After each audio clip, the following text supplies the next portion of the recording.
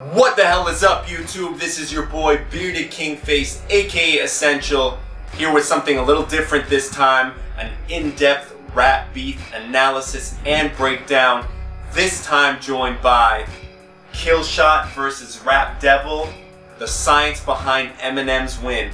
Let's get right into it. Before we get started, you know the drill. Like, subscribe, hit the notification bell, comment, show your love, and that is how we will get this to grow. Let's get into the content. Shout out to Trish Lovely, who was watching my reaction video to KILLSHOT, messaged me and actually suggested an idea of doing an in-depth analysis of both Rap Devil and KILLSHOT together. So, thank you, and here it is. If you haven't already checked out my review, reaction, and breakdown of Rap Devil and KILLSHOT respectively, make sure you check those out on my channel because they will provide you with the appropriate context and breakdowns and interpretations of particular bars. As far as this video goes, I'm going to be providing you a scientific basis as to why Eminem won this beef or this round as far as anyone is concerned. Topics that I'll be covering for both Rap God and KILLSHOT are concept, instrumental,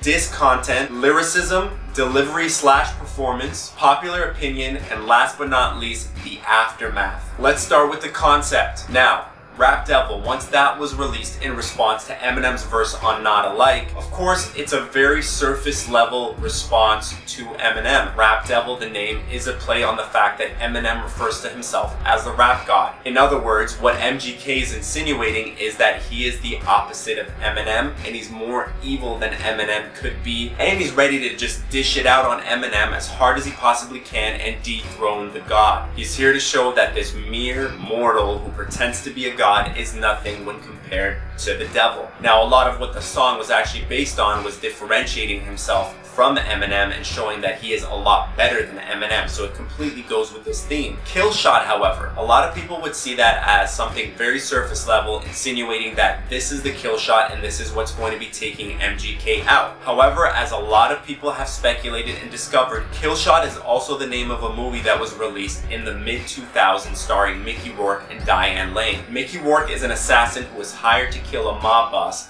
but mistaking someone else's identity ends up going after the wrong guy. Interestingly enough, the guy that he ends up going after, who happens to be the ex-husband of Diane Lane's character, has the last name Coulson. MGK's middle name is Coulson. There's already a tie in there. Also, if you actually look at the cover art, while Rap Devil is just completely mimicking what Eminem did, especially during the time he was promoting Marshall Mathers' LP2, KILLSHOT has an interesting shot of MGK. One of the little Easter eggs to notice on the photo is the fact that he has a fish skeleton hanging as an earring on his left ear. Now, people will say, well, this doesn't necessarily mean anything. However, if you look at the tie-in now between MGK's name and this movie KILLSHOT, which is what Eminem's rap diss is named after, taking the context into consideration of the fact that a mob boss is being hunted down, it's not far-fetched to see that a dead fish, especially if it's mailed to you or left on your doorstep or hung up somewhere, is a sign of bad things to come, or a warning for the party in question that has been targeted to step down. This has a lot of people speculating that this is perhaps what the diss is all about, and it's actually a warning shot at Machine Gun Kelly, and it's not Eminem even coming at his hardest. When comparing those two and the fact that Rap Devil, yes, it had an advantage in the fact that it just kind of came out of left field on the heels of Eminem's Kamikaze release, whereas KILLSHOT had this huge rollout in terms of the fact that Eminem went on IG Live, was playing Pac-Man while the same beat that was used for Hit 'Em Up by Tupac was played. The song was released the day after Tupac's death, but incidentally enough, exactly 7 days after his Pac-Man video, as well as the fact that one of the bars that involves Patrick Swayze was uttered and released on the same day that marks the anniversary of Patrick Swayze's death back in 2009. There's no question that there's been a lot more thought put behind the concept and the rollout of KILLSHOT, and for that reason, objectively, I could say that KILLSHOT really edges this one out over Rap Devil in terms of having better execution in the concept. Now, as far as instrumental goes, I actually liked both instrumentals. I thought Rap Devil had a really nice beat. It was a catchy song, something that would have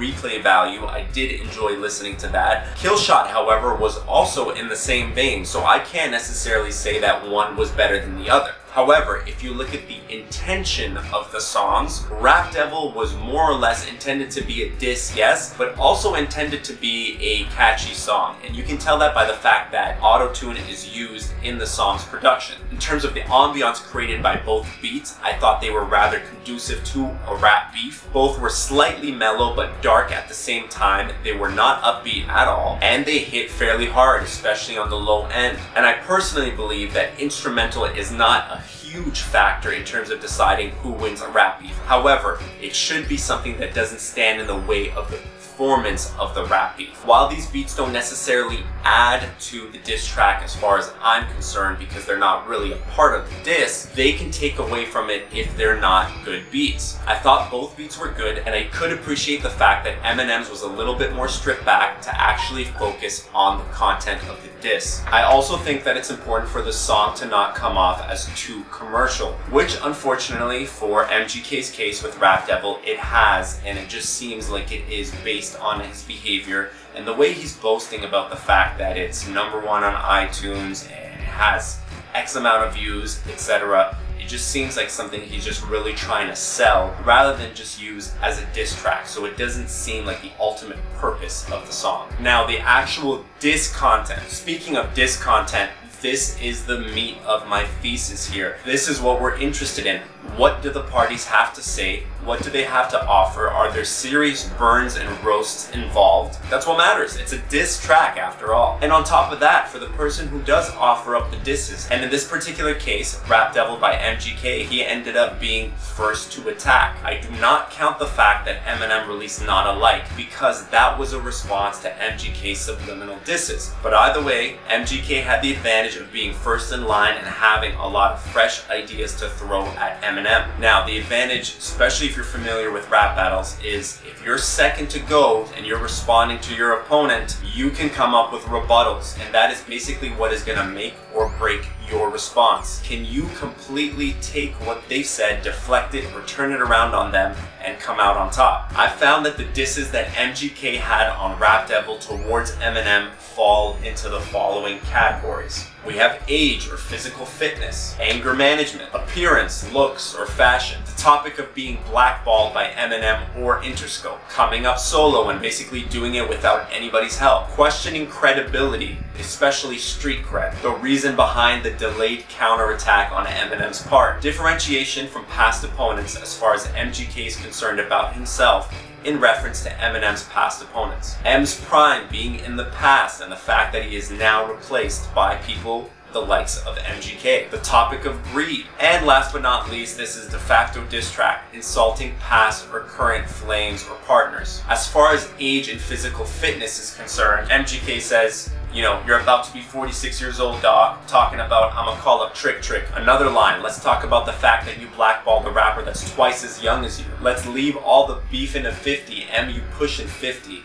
In relation to the fact that 50 Cent is the king of beefs, and he's basically saying that 50 Cent is the one that was in charge of all these beefs, especially for ending Jaw's career in this case. Oh, you want some smoke, but not literally, you'll choke. Don't have a heart attack now, somebody help these mans up. Knees weak of old age, the real Slim Shady can't stand up. Calling Eminem soft as a feather, saying that Eminem's 5'8" while he's 6'4", and he's gonna end up with these 7 punches on his head, and that the last time he saw 8 Mile was on a treadmill. The fact that Eminem's always talking about the action and acting on things, but he's gonna actually show up to his address and get to scrap it and see what's gonna happen then. Now, the great thing is that Eminem had his own series of rebuttals and very clever comebacks to all of these lines as far as age and physical fitness are concerned. Very witty, damn, I'm really sorry you want me to have a heart attack. I was busy watching 8 Mile on the Nordic track. The Giants woke, eyes open, undeniable, supplying smoke, got the fire stoked. This is going in direct relation to the fact that MGK says he doesn't want smoke because he's going to choke. Calling his lines corny about how he calls him old and he says that he's 45, but he's still outselling MGK. If he was 3'11", MGK would still look up to him. So there were some clever lines here, and he basically rebutted this whole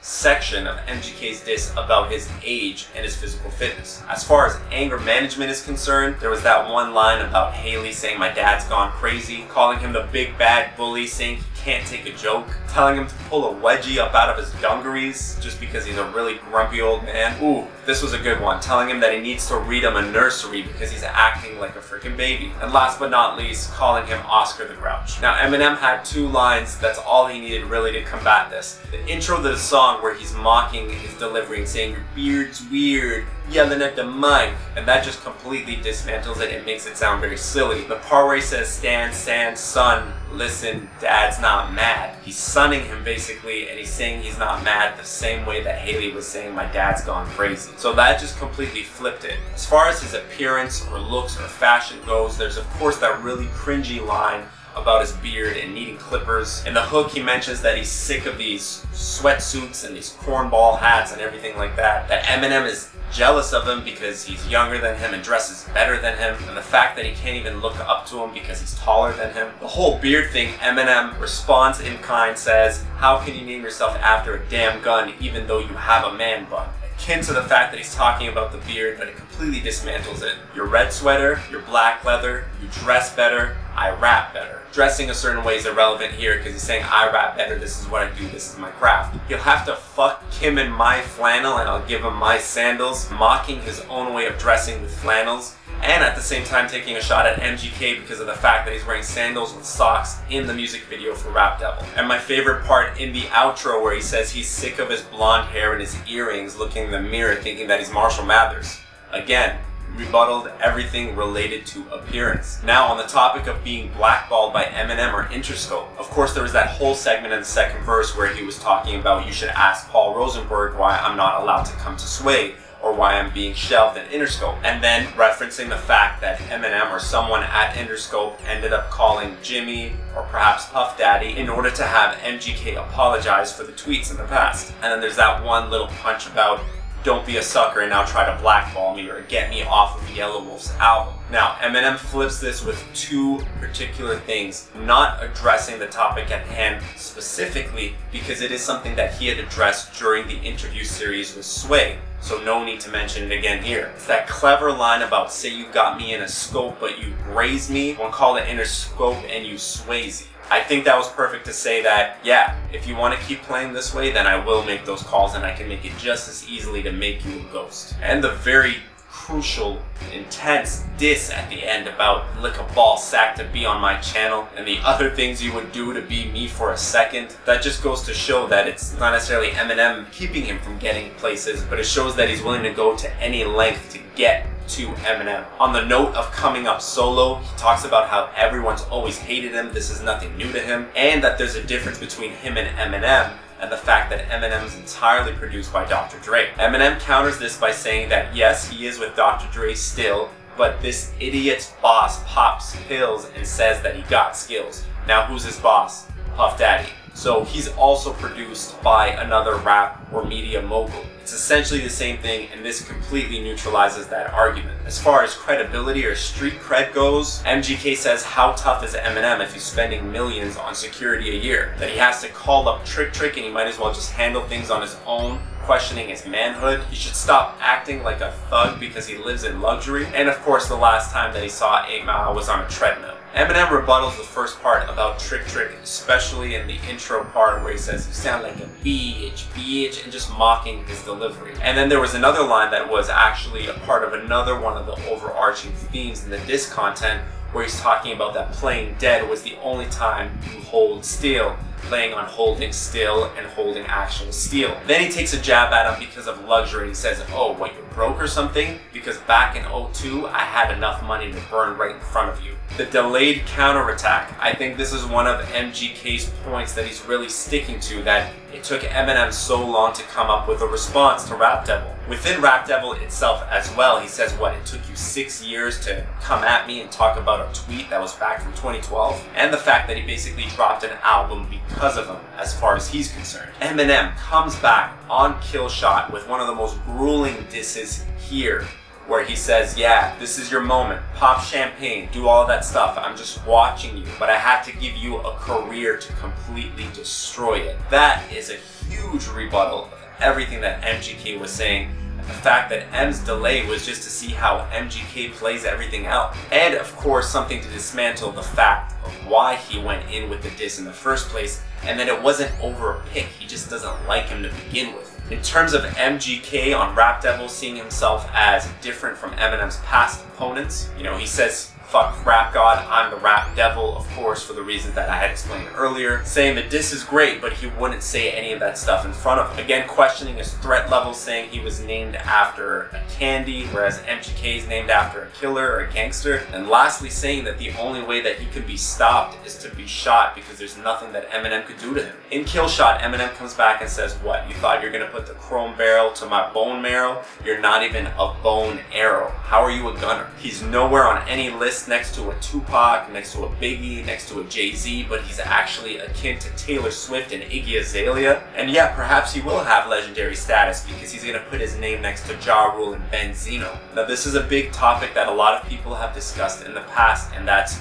whether or not M's crime is well behind him, and he's being replaced essentially in the music industry. MGK goes in on the fact that his last 4 albums are as bad as his selfies, even though the selfies are intended to be a joke, and his idea of just getting accustomed and acquainted with technology, claiming that Eminem basically stands himself at this point because he can't stand his current self. Tells him to go back to recovery, a little pun there because he's also talking about the fact that Eminem had an addiction problem in the past. Tells him to basically quit and put down the pen because the best years are behind him, and that Kamikaze was essentially him just killing himself. Eminem comes back swinging, says that 4 albums ago apparently, but you can't even count, get your facts straight. Recovery was 3 albums ago. Ouch, he has more fans than MGK in his own city. Until he hits old age, he will still have a 10-year-old's rage. Now it's funny because it's 10-year-olds as in people having temper tantrums, but it's also 10-year-old in the fact that MGK said his hits a decade ago,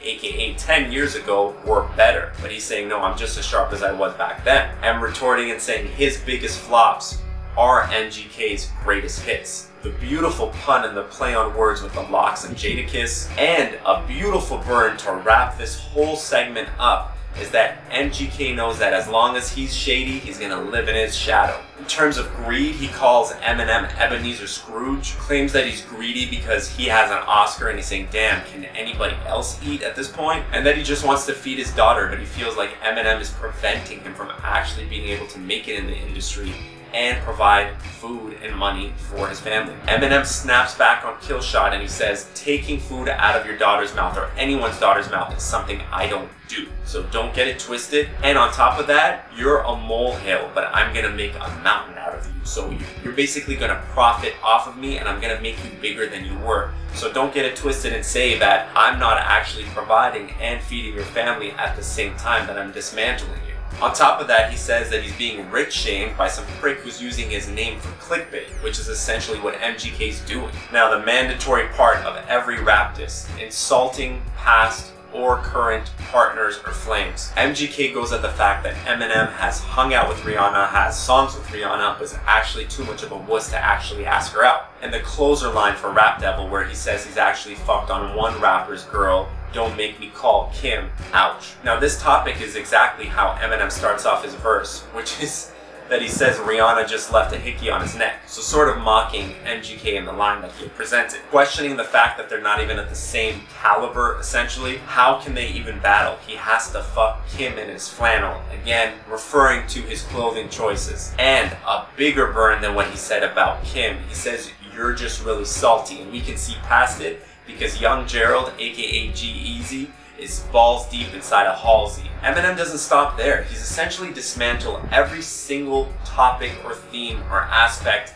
of Rap Devil, provided a rebuttal for everything essentially. But he provides additional content. He goes at MGK for living in his shadow and never being able to live up to what Eminem is, saying that MGK's career right now at 28 is nowhere compared to where Eminem's was at that point, and the fact that at 29, Eminem had 3 classic albums already. And the most confusing thing for most people that heard Rap Devil is he's insulting Eminem on one line, but then praising him on the other by calling him the GOAT or saying he's the best. Calls out Joe Budden and says leaving a nail in any of these rappers' coffins is as soft as cotton now. And basically calls out Puff Daddy, even though it's as a joke. He calls him out for letting MGK record that video and get at him. On top of that, Puff Daddy's actually tied in with Joe Budden on his platform. Completely mocks the music video, the fact that he was wearing those sandals, that he's digging his own grave with that shovel that he's swinging around. Makes fun of the fact that he has this paper bowl and he's eating something. Kind of spins it into a funny bar where he's talking about, is that oatmeal, is it Wheaties, is it Cheerios?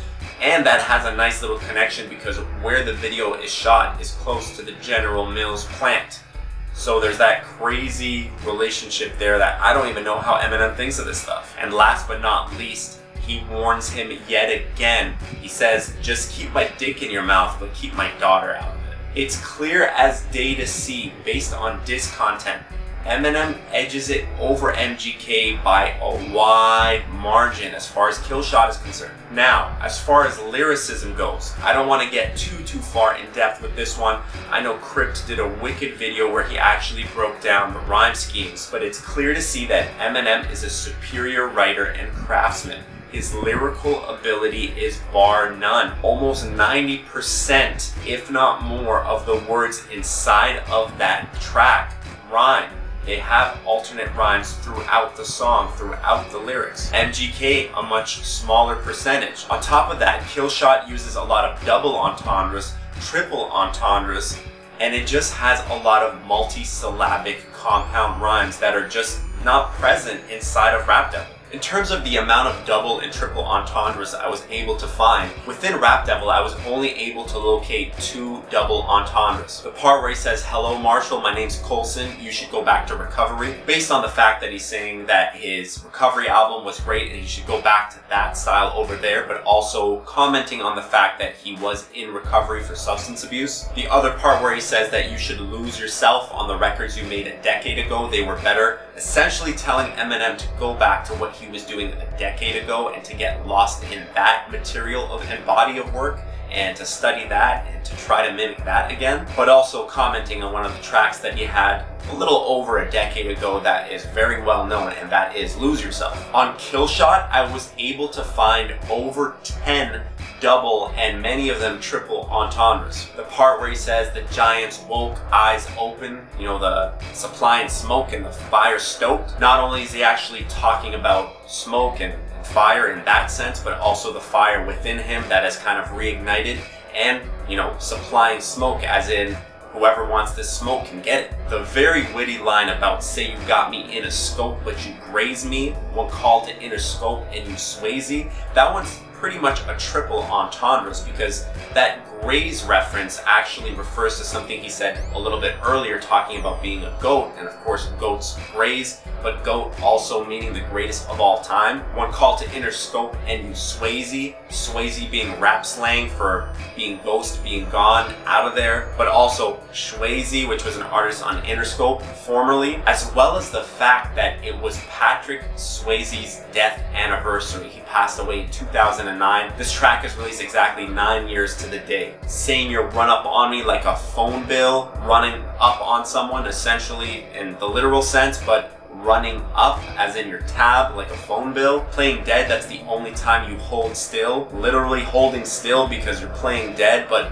holding steel as well, claiming that MGK is not a gangster by any means. The part where he says he had enough money in '02 to burn in front of you, '02 being the year, but it's quite an arbitrary year. Some would say it was his peak back in '02 and '03, but also '02 meaning oxygen. And what do you need in order to have fire? Oxygen. Till he's hitting old age can still fill a whole page with a 10-year-old's rage, not only implying that like he's, you know, essentially like a 10-year-old and having a temper tantrum on the mic and on the page, but also the material that he had from 10 years ago, so material that's 10-year-old. Saying that MGK is next to Taylor Swift and that Iggy Ho you about to really blow, not necessarily blowing up, but that is one of the interpretations, blowing up and doing very well. but you're about to really blow, as in that's what you're willing to do to blow up to the level that Eminem's at. Ooh, and one of my favorites. Ain't nothing changed in the game but the locks, so before I slay this bitch, moi, give Jade a kiss. So locks here has 3 meanings. He's saying nothing has changed but the locks. Locks can be his hair, like Goldilocks. He used to have blonde hair. Now he's back to his natural hair color, so that's all that's changed. In terms of the rap game, the locks to the game have changed, but he has all the keys as a master of rap and hip hop, but also locks as in the rap proof, because of the part that he says Jada kiss.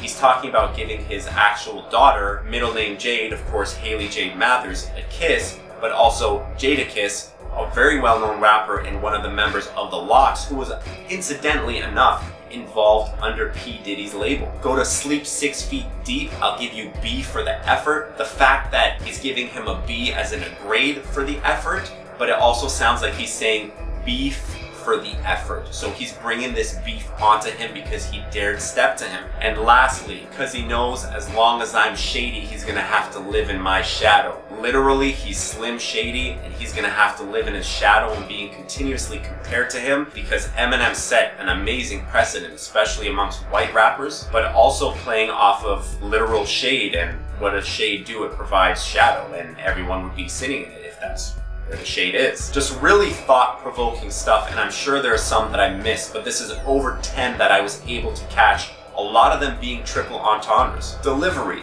or performance. Now this is the part where you are essentially convincing your audience that what you have to say is with such conviction and passion, and that they can actually believe what you're saying. MGK performs Rap Devil as if he's just performing another song. True, all the disses are there, all the lines and shots against Eminem are there, but the fact that it needed to be auto-tuned for a bridge, and even the hook is slightly auto-tuned, it just doesn't have the same effect in terms of his performance and the aggression with which he is insulting and going at Eminem. It just doesn't seem like he's going at his throat, as you would expect someone to do in a rap battle. Eminem, however, his performance, his delivery, the way he spits his bars is top-notch. He switches flows multiple times.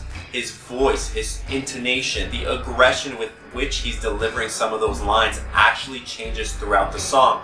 He'll have periods where he's slightly calm, and he'll have another period where he might be snapping on MGK. All of that and his ability to actually emote and deliver those bars with such conviction really convince us that, you know, he's coming at MGK with everything he has, or in this particular case, because of the hints, with a warning shot, but still a much stronger warning shot than what MGK was able to deliver with Rap Devil. Passion is key with these things. We saw this with Tupac. Tupac was always passionate. One of the greatest diss songs of all time, Hit 'Em Up, that has amazing delivery, especially the way the song starts from the jump. Another thing to tie into the delivery and the performance is how the song engages you as soon as it starts. KILLSHOT, as soon as it starts, it's automatically a mockery of what was said in Rap Devil. Whereas Rap Devil started with, somebody gets some clippers, his beard is weird, which has turned into a meme at this point. Popular opinion. What do the masses actually think of this song? Which one of these battlers ended up swaying the crowd in their favor? Of course there are MGK fans and there are Eminem fans, and a lot of them are going to pledge their allegiance and stay loyal to their respective parties. However, all it takes is to look at the videos posted on YouTube. Currently, KILLSHOT has 3.2 million likes and 84,000 dislikes. When you work out the ratio, it means that over 97% of people like and approve of KILLSHOT. Whereas for Rap Devil, 1.5 million likes, but about 650,000 dislikes. This means it has an approval rating of 69%. This is almost a 30% difference. So a lot more people dislike the video. If we were to even look at their performance in terms of YouTube, yes, Rap Devil did very well. Granted, it is one of the first times in recent history that somebody is going up against Eminem. It's currently sitting at about 100 million views, and it took about 2 weeks to get there. KILLSHOT, however, ended up breaking a record. It has one of the most viewed videos within a 24-hour period, and it's gone on to actually catch up to Rap Devil in a matter of days. I should also note that the interest in Rap Devil actually increased once KILLSHOT was released. The fact that KILLSHOT was released allowed more people to actually go back and listen to Rap Devil to compare the two. So MGK ended up getting more views off of KILLSHOT as Eminem predicted.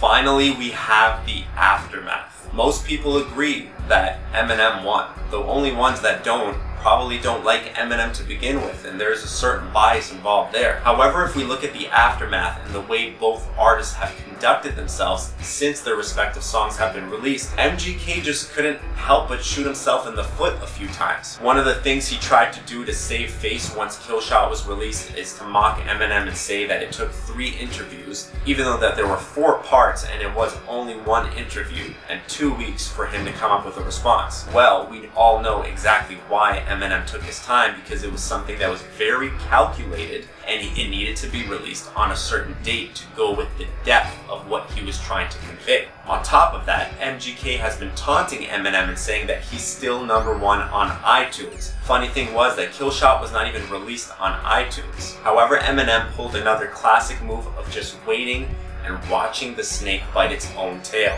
So what ended up happening? Just today, Eminem put KILLSHOT on iTunes, and guess what? Rap Devil got knocked down to #4 and KILLSHOT is #1. So there goes MGK bragging about something when he wasn't even comparing apples to apples. There's also, of course, the infamous footage of this concert and post on Instagram with MGK wearing the shirt with the KILLSHOT cover on it, giving the camera the middle finger along with everyone in the crowd in the concert giving Eminem the finger. Little did we know until shortly after the picture was released that he was opening for Fall Out Boy, so it wasn't even his crowd. And on top of that, many people have come forward saying that he was wearing a sweater at the time during the concert. He turned around, got the crowd to point their finger at something they didn't even know what they were doing, and then it was revealed later on, once he turned around, that he was sporting that shirt. This incited some boos from people in the crowd while he proceeded to perform Rap Devil. There's this whole controversy now where people are saying that there weren't actually boos in there, or at least MGK is claiming that, and that it was basically a doctored video and the audio was added on. However, the videos that they're comparing between having boos and not having boos are footage from 2 completely different parts of the audience. So it could be the case that, especially in the front where one of the footage was from, there were a lot of people booing. It just depends on what pocket of the crowd you're looking at. Another embarrassing situation that MGK has placed himself in, basically in the aftermath since Eminem's KILLSHOT, is that he's deleted every tweet that he had put out praising Eminem, suggesting how much that he is beneath Eminem and willing to do anything to meet him essentially in the past 8 years. So all those tweets are gone now, and people have actually caught screenshots of these tweets and can now see that they're gone. Either way, it looks like MGK has completely taken the L here, and he's not conducting himself in an appropriate manner, as the PR is not working in his favor, and he's just shooting himself in the foot. Look, again, I'm going to mention that the actual diss content, which is at the heart of a diss track, is the most important part out of all the categories I've come up with and presented to you. Eminem has clearly dismantled and neutralized everything MGK had to say with Rap Devil based on the content breakdown that I've shown you. Not only has he dissed him back in all of these areas, but he's actually gone above and beyond and offered up some of his own disses in return, as well as the fact that a lot of those rebuttals were actually jabs back at MGK. He's also gone after MGK's Achilles heel, which is living in Shady's shadow. The fact that KILLSHOT fares better than Rap Devil in all of the other categories that I've come up with,